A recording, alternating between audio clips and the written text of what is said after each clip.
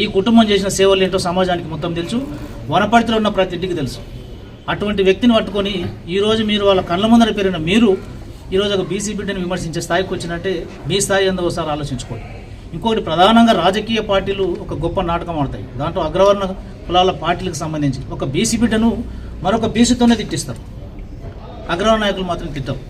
ఈ కోణాన్ని మాత్రం అందరు నిశ్చితంగా గమనిస్తున్నాం. ఈరోజు బీసీ సమాజం మొత్తం గమనిస్తుంది.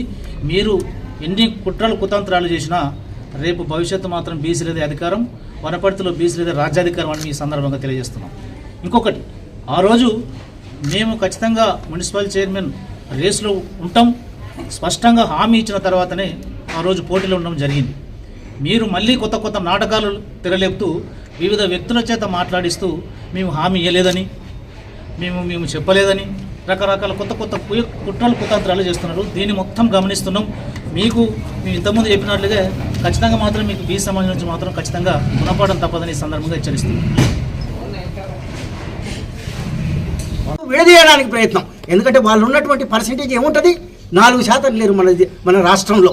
అట్లాంటి వాళ్ళు ఇవాళ ముఖ్యమంత్రులు ఉన్నారు, అన్ని రంగాల్లో మంత్రులుగా ఎమ్మెల్యేలుగా వాళ్ళే ఉన్నారు.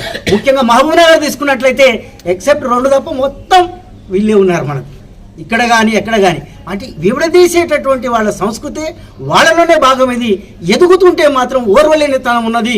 కాబట్టి ఏ రకంగానైనా వీళ్ళను మనం తక్కువ పెట్టాలి, మన కిందనే ఉండాలి, వీళ్ళని ఎదుగులేకుండా చేసినటువంటి కుట్రలో భాగంగానే మేము వనపర్తి మున్సిపాలిటీ యొక్క మేయర్ ఎన్నికను మనం ఇక్కడ చూస్తున్నాం. కాబట్టి దయచేసి మిత్రులారా అన్ని గమనించుకోవాలి. భవిష్యత్తు మనదే. భవిష్యత్తులో తప్పకుండా బీసీలంతా ఏకతాటిపైకి వచ్చి సరి అయిన టైంలో సరిగ్గా బుద్ధి చెప్పాల్సినటువంటి సమయం ఆసన్నమవుతుంది కనుక ఏకం కావాల్సిందిగా బీసీ సమాజం ఇక ఉన్నటువంటి వాళ్ళందరినీ కూడా కోరుతా ఉంది. ధన్యవాదాలు.